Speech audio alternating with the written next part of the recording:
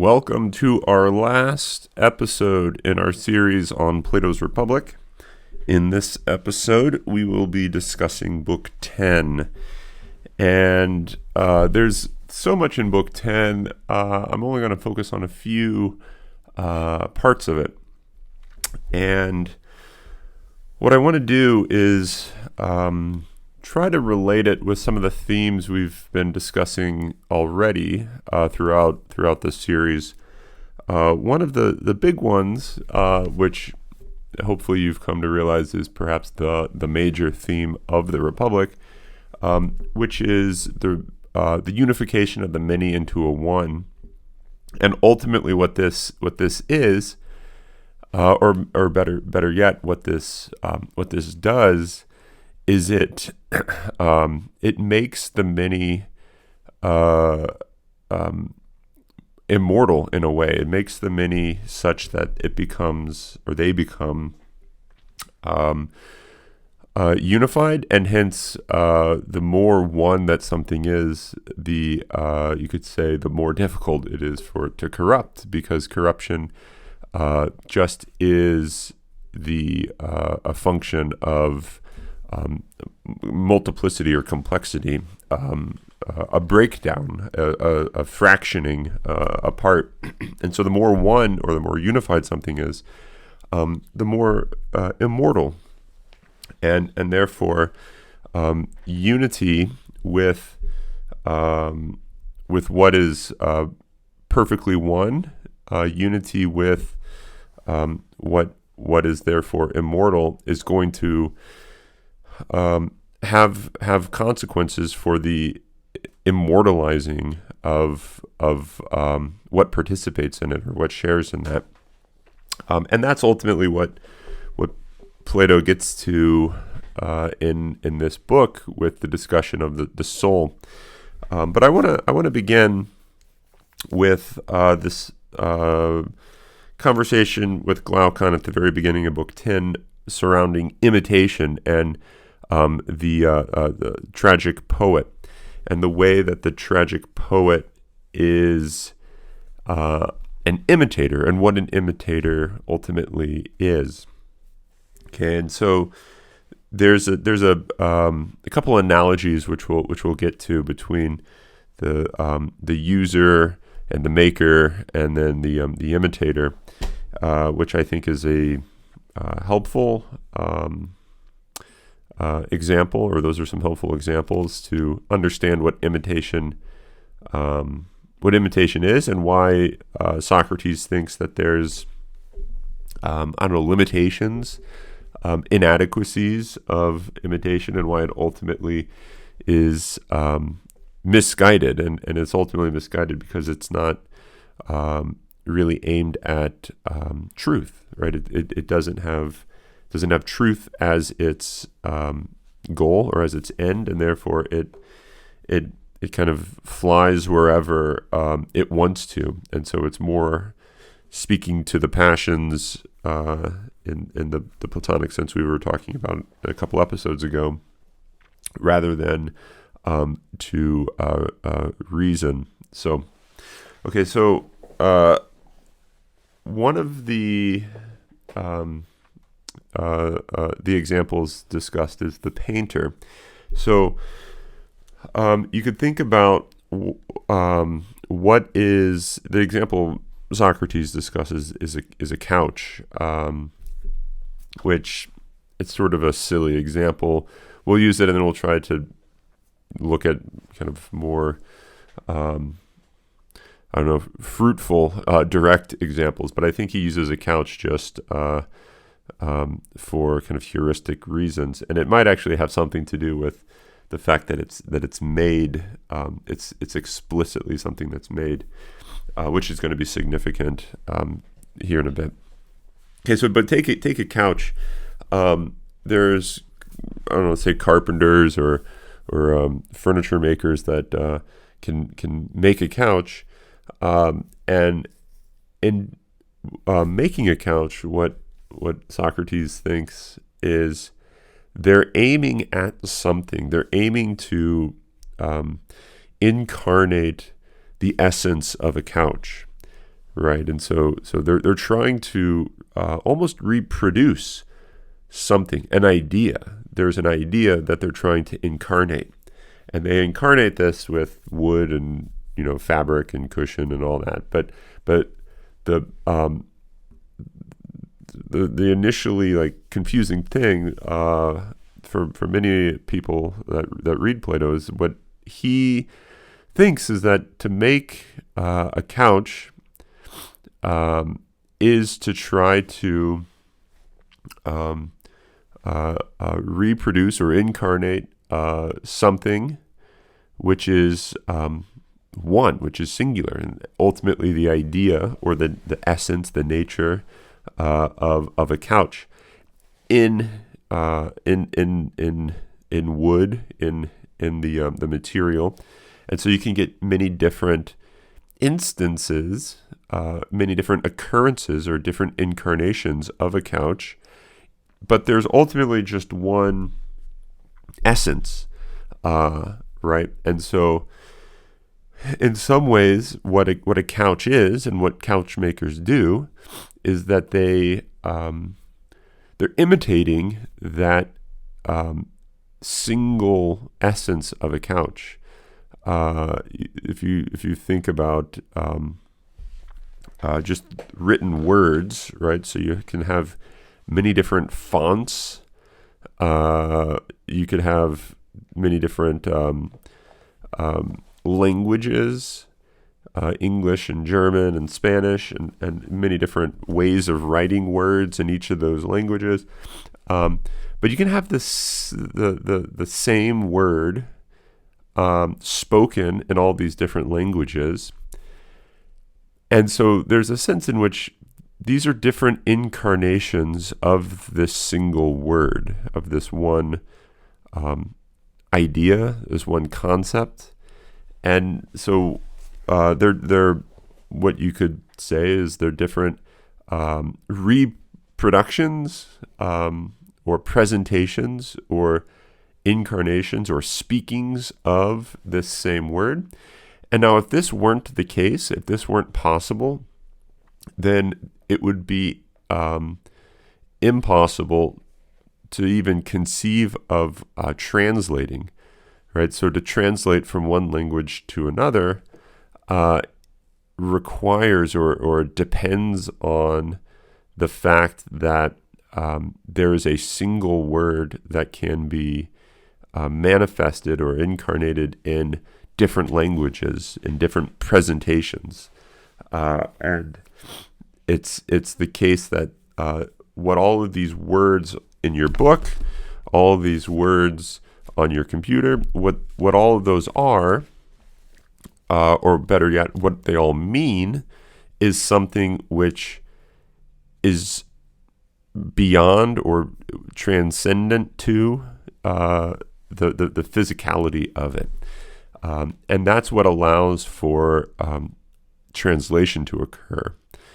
Now it's a complicated issue, which we won't be able to really get into all the details now. But the meaning of a word is that it be incarnate, and so to think about what the real word is, or the essence or the nature of a word is something which is, excarnational, or it's like removed from linguistic communities, actual linguistic communities, meaning actual occurrences of being spoken and whatnot. That I think is not true. I don't think there is such a thing as just a purely abstract language. But nevertheless, there is something transcendent to language. There has to be. Otherwise, there would be no possibility of translation. Translation just necessitates that there's a transcendent nature to words. Okay, so the imitation that occurs, Plato thinks, in the couch making, it's not really imitation. What it is, it's a reproduction. It's a You're taking the essence, and you're reproducing it, such that its meaning is found in the nature of the couch, right? So if you look at something, take an example like a carburetor, and you're wondering what the heck is this thing? You're holding it and you have no idea what this thing is. You're looking for its meaning. You're looking for its logos, its reason. What's the reason that this thing exists? What's the purpose of this thing? That is something which is found in its proper use, its proper activity. And so you can look at a carburetor with perfectly good eyes and still miss its purpose, still miss its meaning.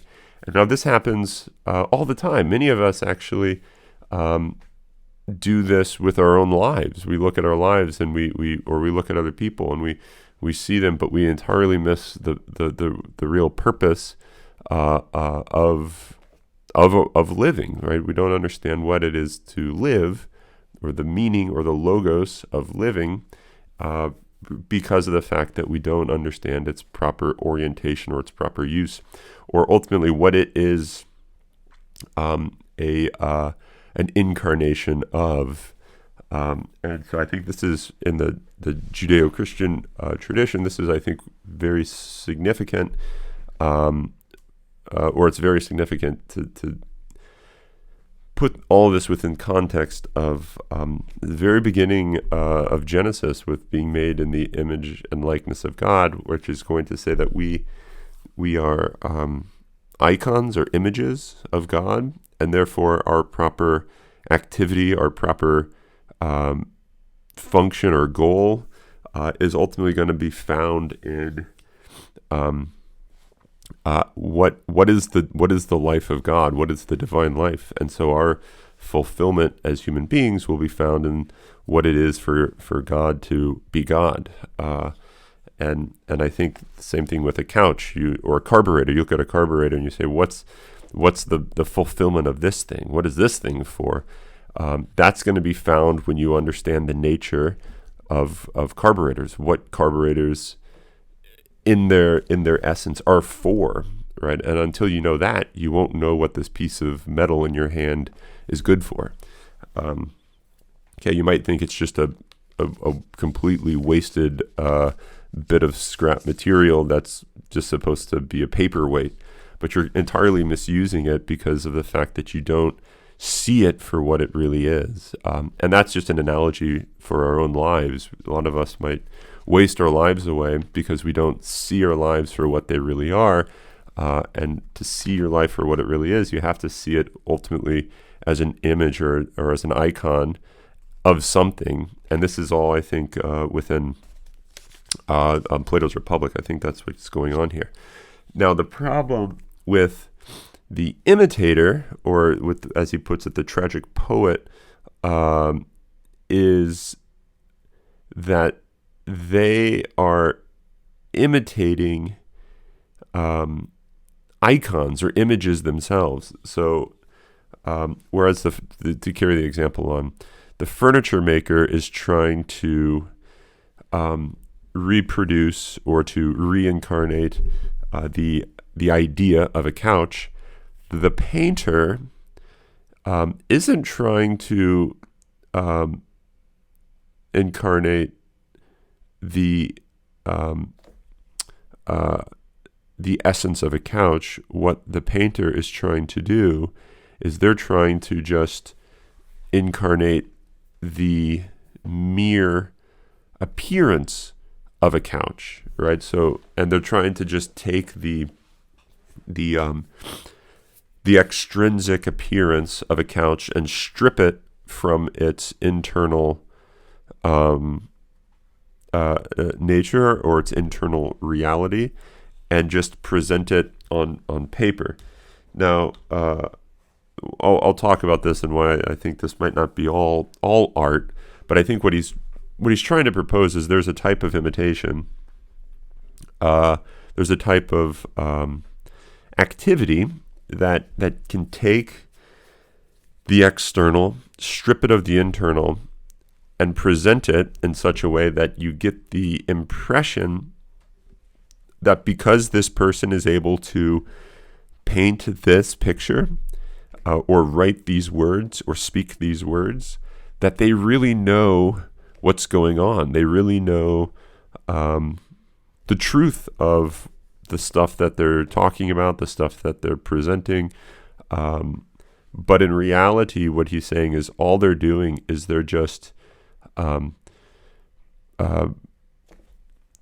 portraying from their own lights meaningless shapes and sounds. And this I think can go back to the cave allegory. I think this is also very pertinent to what's going on in the cave. But the problem with these imitators, as he calls them, is that their imitation is removed from reality, so that they can say all the right words, they can draw all the right lines, but they don't really know what anything means. You could put it in terms of the person that has memorized all the right answers for an exam, and so they can get an A on the exam, and they can portray themselves or imitate someone that has knowledge, but they completely lack knowledge of what they're talking about. And now if this person is super unreflective, they might actually deceive themselves in the thinking that they really know this subject matter, and they would cite their report card as proof that they really do know what they're talking about. But a report card, grades are never sufficient to constitute proof of knowledge, right? So just because you can say all the right words doesn't necessitate that you know what you're talking about. Okay, and so this is what Socrates thinks a good majority of the poets are doing, and specifically in relation to human life and what it means to live well, to live a good life, or to live a bad life, right? Even the tragic poets that depict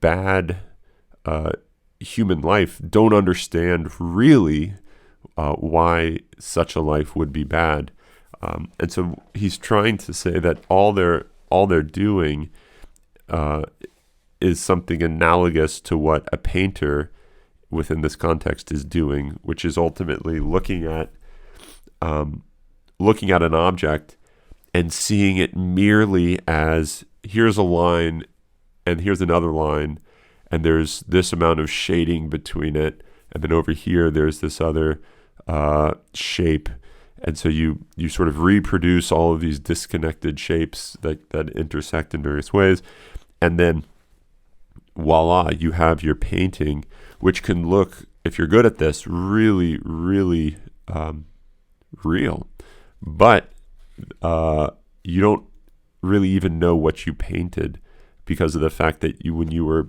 doing this, you were approaching it kind of piecemeal, and that I think is, if anyone's even, I took a drawing class many years ago, and I used to think, I'm a horrible drawer. I can't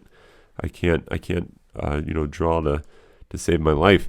And once I took this class and I started realizing, I have to stop thinking about I'm drawing a book right now, and I think books should look like this. And instead I started just kind of focusing on the lines and trying to, reproduce the lines on a piece of paper in a way that everything kind of came together. And it was, in a sense, it was a better drawing than what I would have done. But that was only when I stopped seeing this as a human, and started just seeing it as a bunch of lines kind of coming together. Now, I know this is, as I mentioned earlier, this isn't the case with all art, but this is the type of art that Plato's referring to. So if there's some other type of drawing or painting which is different from this, that's not on the table for Plato. He's not addressing that. So he's not critiquing art full stop, I don't think. I think he's only addressing this type of painting, or this type of poetry even, right? I think there's probably room for there to be other types of poetry, as you could call it, or written drama, which I believe Plato's Republic is an instance of that, right? I think Plato's Republic is a type of poetry in a way, but it's not mere imitation in the sense of you're just saying words so that you can present, an external image which will then kind of inspire or motivate people, move people in a certain way, right? And so this is automatically, you can automatically see how this is transitioning. This whole discussion transitions into aesthetics, the philosophy of beauty, or the philosophy of art, because of the fact that what we're now realizing is that Plato's Republic is this discussion of the relation of the internal to the external, and what that's going to involve is how do we understand beauty, because what beauty ultimately is it's an external revelation of the internal reality. And so something is beautiful when its presentation corresponds, but perhaps not in just a flat type of one-to-one correspondence, but in a way that requires proper receptivity. So art is about the relationship between the external and the internal, and that's a pretty big fish to fry in just this last episode on Plato's Republic. So I don't want to get too much into that, but hopefully what you can see what he's up to is if there was a teacher that taught through imitation alone, then there wouldn't be real education, because it would just be mere words.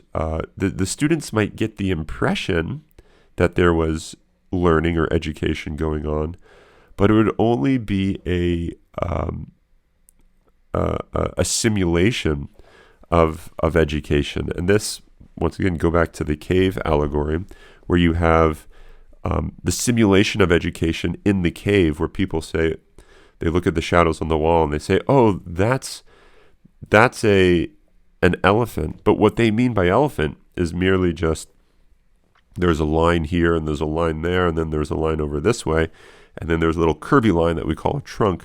And so they understand an elephant, and they have a science of elephants, or a whole system of study. This is once again all metaphorical. That has to do just with the external appearance, and so they have no real understanding of what any of this really means. And now this, I think, for me, speaking personally, this becomes very personal or very real when I stop and I ask myself, do I understand what it really means to profess the things that I profess, be that in the classroom, or be that about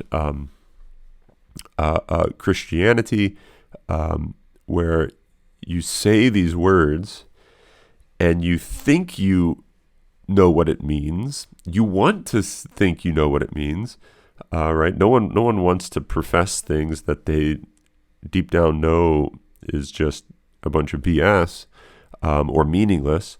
And so you really hope that the things that you profess are things that you have some handle on, that you have some comprehension of. But it's a legitimate, important question, which is a scary question. Namely, do I really have a handle on the things that I profess to be true, the things that I profess to be what my life is about?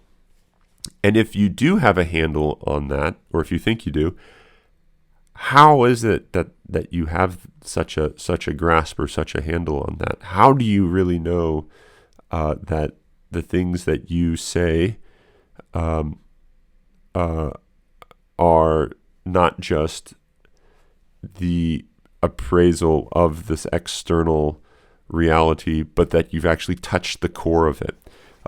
Here's an example, or a couple examples specifically revolving around like Christianity.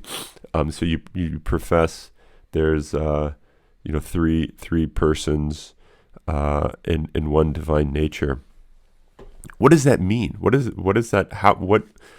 Where does that ground out in actual reality for you?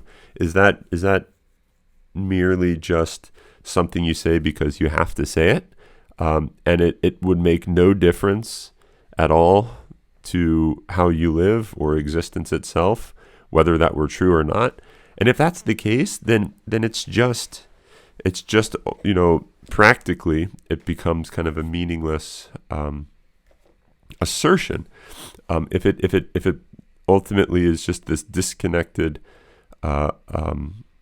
thing that is said, and this doesn't. It's. I think what needs to be kind of always reminded of is that not that everything needs to be, so to speak, purely practical, but it has to have some grounding in reality, right? The claim that the wages of sin is death. What does that really mean? For some people, that is understood and grounds itself, or it becomes clear. It becomes real. Put it this way; it's a better way to put it. It becomes real for some people when they reflect on their own experience of sin, their own, and it could be their own sin, but it could be an experience of the sin of another, and this recognition of what it really is to sin, where sin, manifests itself not in theory but in reality, because theory is a seeing or a sighting of reality. It's a better way to have a vision on reality. It's not supposed to be this step away from reality. A lot of people think what theory is you're removing yourself from reality, but actually theory should put you more in touch with reality by being able to step back and properly see reality for what it is. And so the question is, where in your own life do these things you say are so important to you, where do they prove themselves? Where do they incarnate themselves such that it's here in this particular experience or in this particular domain that this truth ceases to be abstract and becomes incarnate? Because otherwise you're just, in Plato's terms, you're just an imitator. You're saying the words, but there's no reality to them. You paint the external image of a philosopher, but there's no real love of wisdom in the heart. You paint the external image of a Christian, but there's no real love of logos, love of Christ in the heart. And so there's a type of imitation that can creep in without you even realizing it. And I think what Plato's trying to do here is he's trying to say this is something that's very pervasive and very dangerous for the life of philosophy, and ultimately, therefore, for the life of the state, is that we find ourselves becoming imitators of reality rather than ones that are immersed in and fall in love with reality. And it's very difficult from the outside to distinguish the two. And I think even from the inside, it becomes difficult to distinguish the two for many people because, and this is something that I'm pretty sure is all over St. Augustine, his Confessions, that oftentimes we treat ourselves as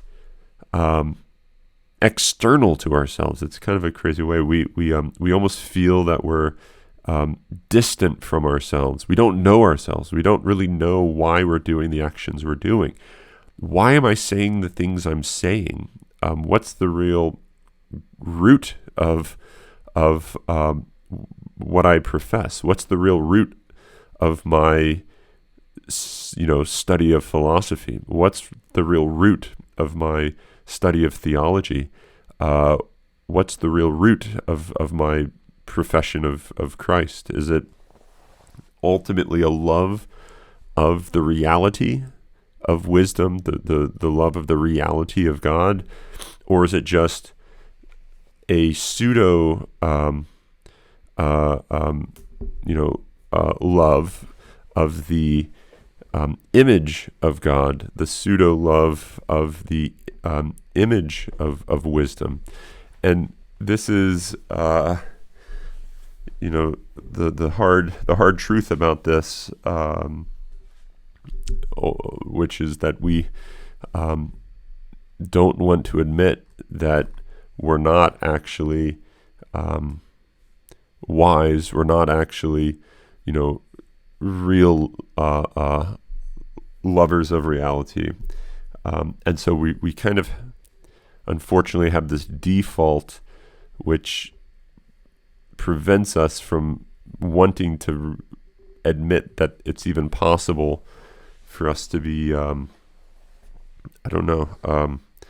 as using the Platonic language, that we're tragic poets in our own right, meaning we're only presenting imitations. We're imitators, and not the real deal, as they say. I think there was an Eminem song back in the early 2000s about the real Slim Shady, and I think the thing is we don't many of us, myself included, don't understand how to become immersed in reality, how to cease to be imitators and to actually, become lovers and incarnate images of the true. Because the painter is to the physical world, as the believer is to the forms, right? So you can imitate thought without actually being in tune with what you're thinking, just as you can imitate a landscape without really being attuned to what's really there.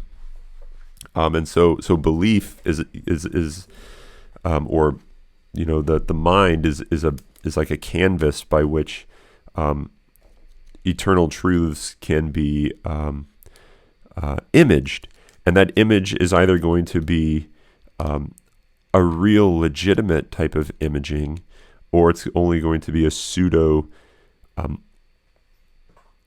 imitative imaging, which is just stripped of all inner truth, inner reality. Now, this is all sort of putting this metaphorical, and it's difficult, very difficult to describe what's going on here. Okay, and so the power of imitation, the power of the tragic poets, lies in the fact that they have been able to master something. They haven't mastered reality itself, meaning they haven't. I shouldn't say master reality itself. They haven't wedded themselves. They haven't become good at wedding themselves to reality. Rather, they've become good at playing a certain type of game, which takes the broad contours of reality and it puts it, say within various like rhyme and meter, and now you could put this in this happens in like film in a completely different way. It takes reality and it kind of skews it in a way, and it makes it in the eyes of many people even more interesting than reality. So think about how strange it is that many people find movies much more fascinating and interesting than their own families, their own peers, their own friends. It's the case that for many people, they would rather be immersed in this pseudo fake world of Netflix. That's a more attractive world to be immersed in. Reality is so much better in film. Reality seems so much better in the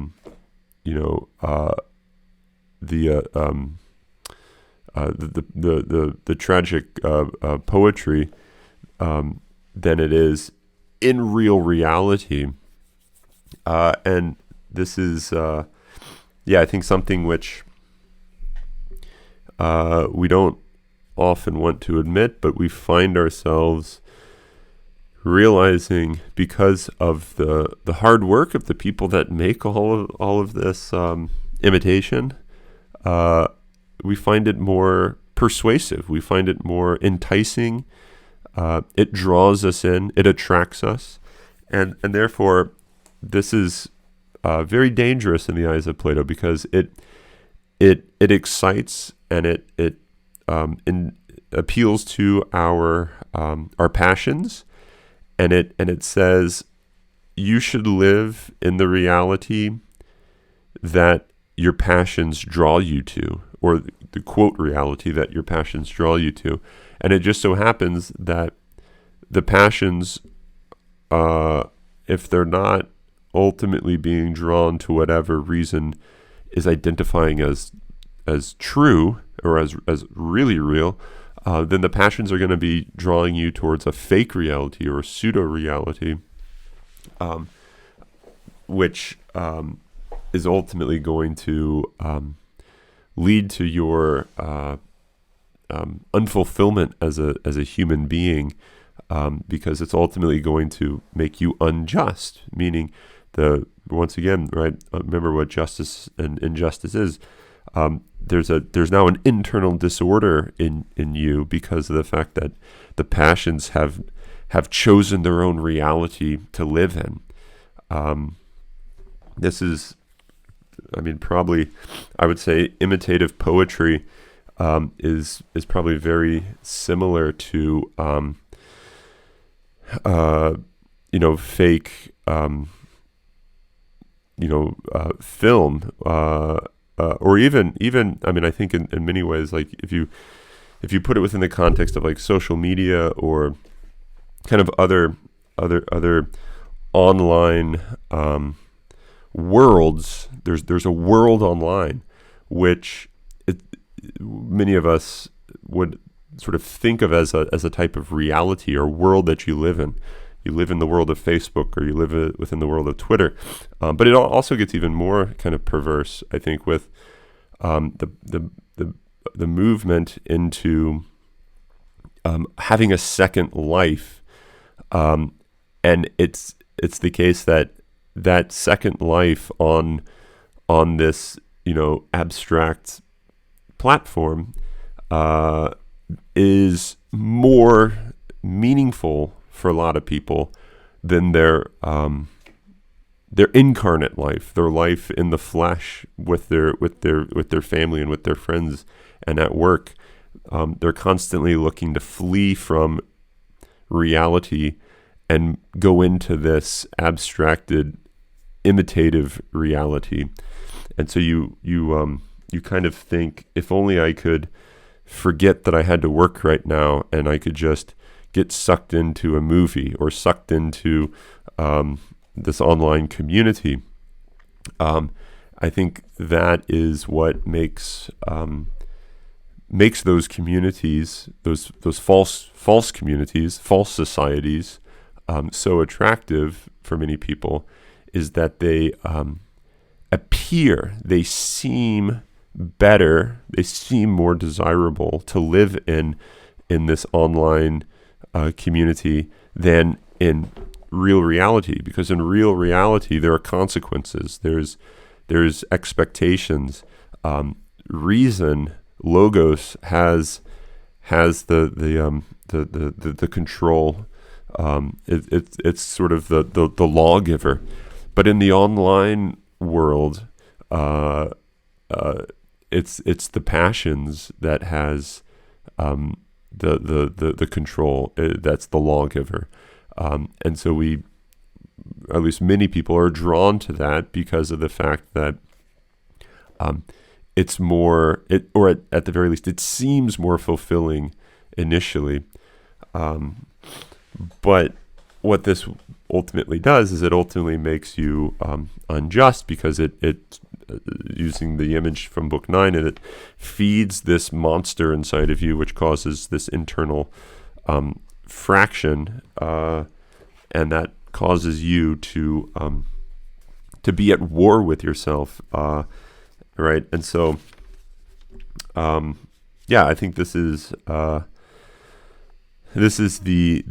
reason that Plato is so concerned with imitative poetry, is that it makes us unjust, because it makes us lovers of false reality.